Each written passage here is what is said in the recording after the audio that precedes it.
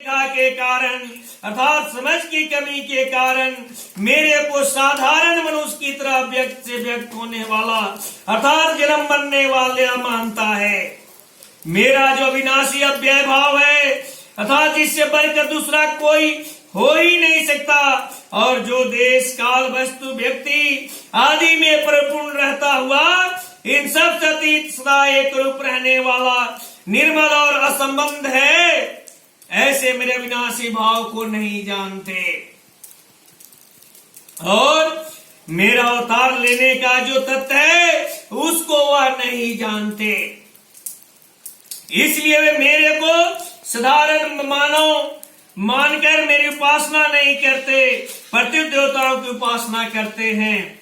अबुद्धया पद का यह अर्थ नहीं है कि उनमें बुद्धि का भाव है, प्रत्युत बुद्धि में विवेक रहते हुए भी अर्थात संसार को उत्पत्ति विनाशील जानते हुए भी इसे मानते नहीं, यही उनमें बुद्धि रहितपना है, मूर्खता है। दूसरा भाव यह है कि कामना को कोई रख नहीं सकता, कामना रह नहीं सकती क्योंकि कामना पहले नहीं थी और कामना पूर्ति के बाद भी कामना नहीं रहेगी। वास्तव में कामना की सत्ता ही नहीं है, फिर भी उसका त्याग नहीं कर सकते, यही अबुद्धिपना है मनुष्य का।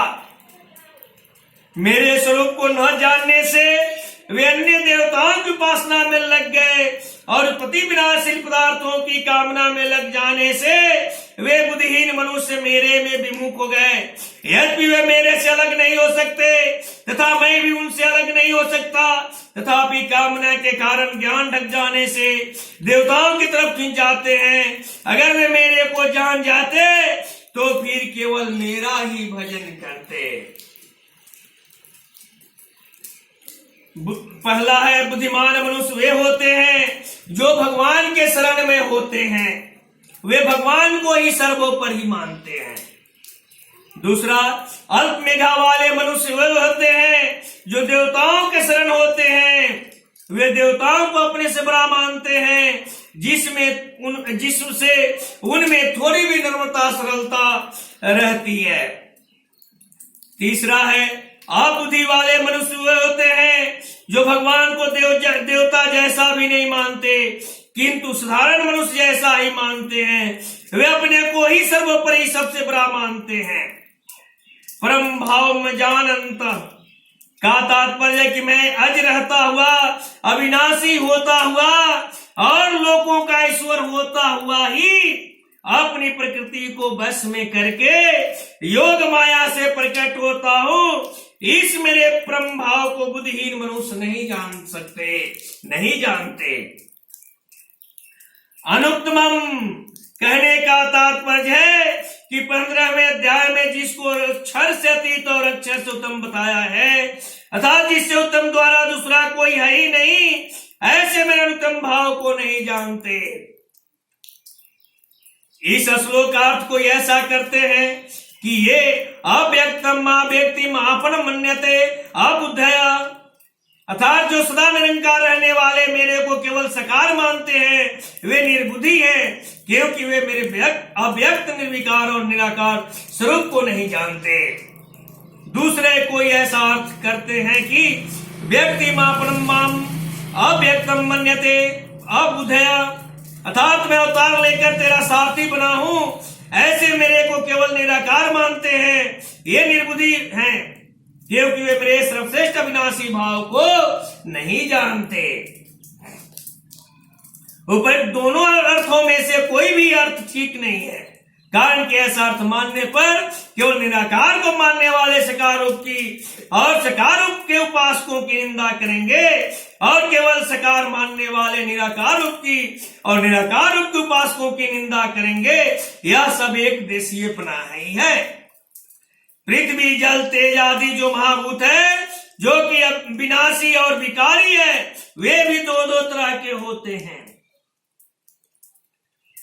स्थूल और सूक्ष्म। जैसे स्थूल रूप से पृथ्वी साकार है और परमाणु रूप से निराकार है, जल बर्फ बूंदे बादल और भाप रूप से साकार है और परमाणु रूप से निराकार है। ये तेज काठ और दिया सलाई में रहता हुआ निराकार है और प्रज्वलित होने का साकार है इत्यादि। इस तरह से भौतिक सृष्टि के भी दोनों रूप होते हैं और दोनों होते हुए भी वास्तव में वह दो नहीं होती। साकार होने पर निराकार में कोई बाधा नहीं लगती और निराकार होने पर साकार में कोई बाधा नहीं लगती। फिर परमात्मा के साकार और निराकार दोनों में क्या बाधा है? अर्थात कोई बाधा नहीं। वे साकार भी है और निराकार भी है, सगुण भी है और निर्गुण भी है। गीता साकार निराकार सगुण निर्गुण दोनों को मानती है। 9वें अध्याय के 4थे श्लोक में भगवान ने अपने को अव्यक्त मूर्ति कहा है। 4थे अध्याय के 6ठे श्लोक में भगवान ने कहा कि मैं आज होता हुआ भी प्रकट होता हूं, अविनाशी होता हुआ भी अंतर्ध्यान हो जाता हूं और सबका ईश्वर होता हुआ भी आज्ञा पालक मैंने पुत्र और शिष्य बन जाता हूं। अतः निराकार होते हुए साकार होने में और साकार होते हुए निराकार होने में भगवान में किंचित मात्र भी अंतर नहीं मान आता। ऐसे भगवान के स्वरूप को न जानने के कारण लोग उनके विषय में तरह तरह की कल्पनाएं किया करते हैं। भगवान व्यक्त भी है और अव्यक्त भी है,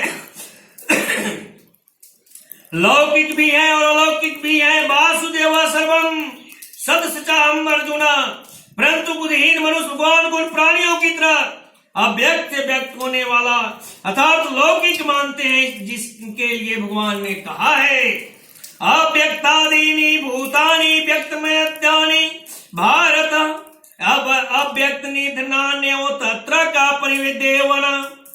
हे भारत, सभी प्राणी जन्म से पहले अप्रकट थे और मरने के बाद अप्रकट हो जाएंगे, केवल बीच में ही प्रकट दिखते हैं। अतः इसमें शोक करने की बात ही क्या है? भगवान मनुष्यों की तरह व्यक्त से व्यक्त नहीं होते, प्रत्युत व्यक्त रहते हुए ही व्यक्त होते हैं और व्यक्त होते हुए भी अव्यक्त रहते हैं। परम भगवान देवताओं की उपासना करने वालों को श्रद्धा भी देते हैं और उनकी उपासना का फल भी देते हैं। ये भगवान का परम पक्षपात रहित भाव है। अव्ययम देवता सापेक्ष विनाशी हैं, सर्वथा विनाशी नहीं, परंतु भगवान निरपेक्ष विनाशी हैं। उनके समान अविनाशी दूसरा कोई नहीं है और हो भी नहीं सकता है। अनुत्तमम भगवान प्राणी मात्र का हित चाहते हैं, यह भगवान का सर्वश्रेष्ठ भाव है। इससे श्रेष्ठ दूसरा कोई भाव हो ही नहीं सकता।